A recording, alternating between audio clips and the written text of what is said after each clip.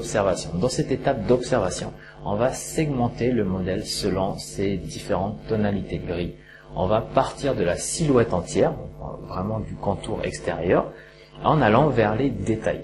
Cela afin de conserver la vision d'ensemble du dessin à mesure que le travail avance, sinon on risque de faire beaucoup plus d'erreurs en procédant à l'inverse, c'est-à-dire des détails vers l'extérieur. Donc pour bien observer, la technique la plus importante, c'est le plissement de yeux. Ça va vous permettre de repérer les divers tons qui composent votre modèle, donc plisser les yeux comme ça, ce qui vous facilitera la tâche lorsque vous devez retranscrire ces tonalités-là sur votre dessin. Et ça fera, comme le dit Ingres, taire les détails, c'est-à-dire les effacer de votre perception, puisque une grande partie de votre modèle sera assombrie et on verra moins les détails qui seront devenus beaucoup plus sombres. Donc premièrement, il vous faut bien percevoir le contour de la silhouette entière. Donc prenez le temps d'observer et de situer toutes les courbes de votre modèle. Si vous ne le faites pas, vous risquez de commettre des erreurs de proportion qui sont difficilement récupérables sur votre dessin. Donc allez-y, prenez votre modèle et détourez-le avec des lignes droites. Donc c'est important que ce soit des lignes droites et non des courbes, puisque cela va créer des angles, et ces angles sont plus faciles à percevoir et à estimer que les arrondis.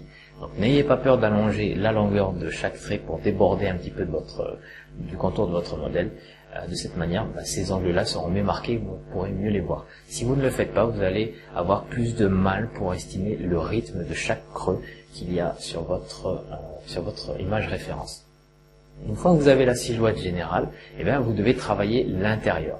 Et pour cela, vous allez repérer les parties sombres qui composent la silhouette et les délimiter de la même manière. Donc sur ce modèle, vous avez le short, le maillot et la chevelure qui sont les parties les plus sombres et qui se détachent clairement des tonalités plus claires comme la peau. Donc situez-les en utilisant des angles comme pour les contours extérieurs de la silhouette et faites attention aux distances. Aidez-vous des angles que vous avez tracés auparavant pour estimer la position et la proportion de chaque partie.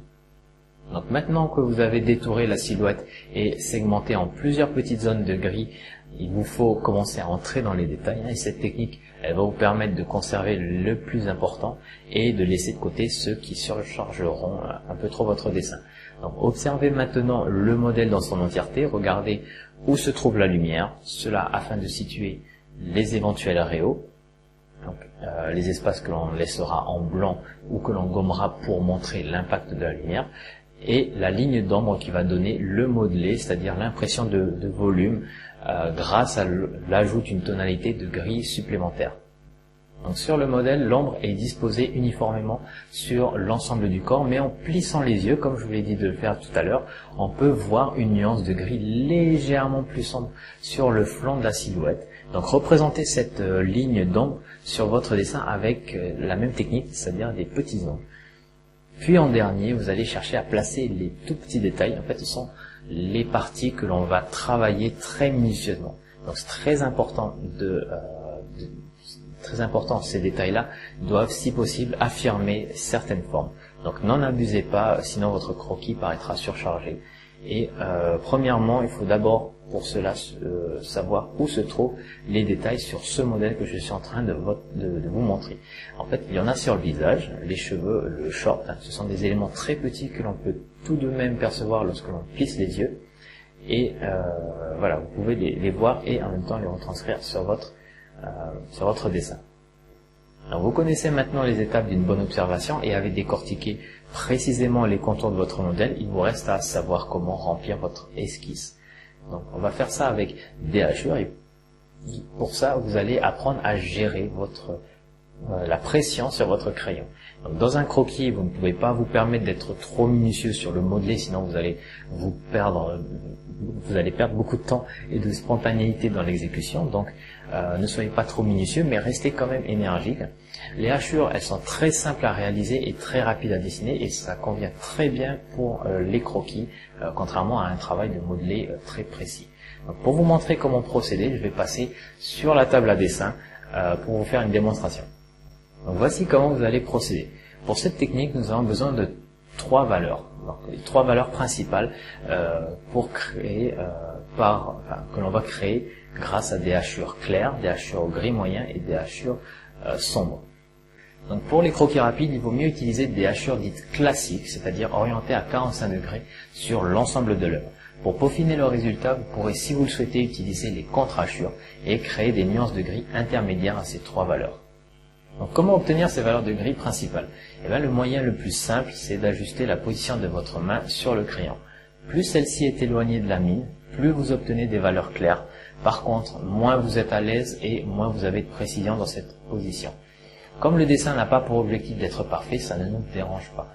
Vous pouvez poser la main sur la feuille, vous aurez plus de contrôle, juste avec le tranchant de la main. Tenez votre crayon loin de la mine, puis faites des mouvements de va-et-vient. Vous obtenez ainsi une valeur de gris clair. Ensuite, pour obtenir une valeur de gris moyenne, vous allez simplement avancer votre main sur le crayon et la positionner au milieu. Refaites le mouvement et vous allez voir, vous allez obtenir un gris plus foncé que le précédent. Et pour finir, en étant en position d'écriture, voilà, vous refaites ce mouvement et vous obtenez un gris très sombre. Maintenant, vous avez toutes les étapes de l'observation et vous avez décortiqué le modèle grâce à elle. Vous savez créer 3 gris différents à l'aide de hachures et vous avez donc là, pour le coup, toutes les pièces du puzzle. Il s'agit maintenant de les avancer pour réaliser votre premier croquis. Donc, vous êtes prêt à passer à la pratique et à réaliser un croquis de ce modèle. Donc, la première étape, on va utiliser des hachures dans le schéma que vous avez dessiné. Le premier niveau pour que vous compreniez la méthode est que vous allez dessiner la hachure à l'intérieur du schéma que vous avez représenté lors de cette phase d'observation. Pour la silhouette entière, vous placez les hachures en tenant le crayon très loin de la mine.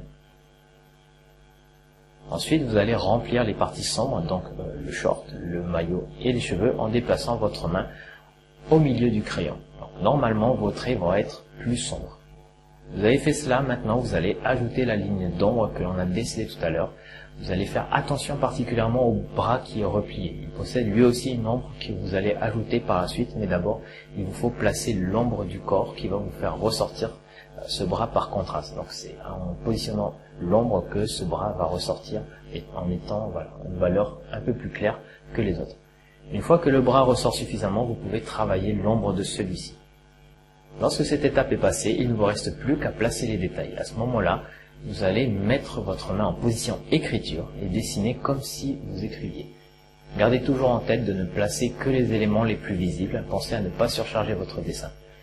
Si vous avez un doute, plissez à nouveau des yeux et dessinez les détails que vous pouvez encore percevoir et laissez ceux qui disparaissent sur le modèle, ne les retranscrivez pas. Dans ce cas de figure, vous esquisserez les traits du visage et le contour de l'oreille. Si besoin, vous préciserez le raccourci du bras en retravaillant certains de ses contours. Deuxième étape, dessiner sans le schéma de contour préalable. Donc l'étape suivante est de pouvoir dessiner ce même modèle, mais cette fois sans avoir tracé les contours, mais en attaquant directement par les hachures. Donc vous ne réussirez cette étape que si vous êtes suffisamment entraîné à percevoir les contours avec le détourage en ligne. Donc si vous ne vous sentez pas à l'aise, pratiquez encore ce schéma avec les angles droits intermédiaires.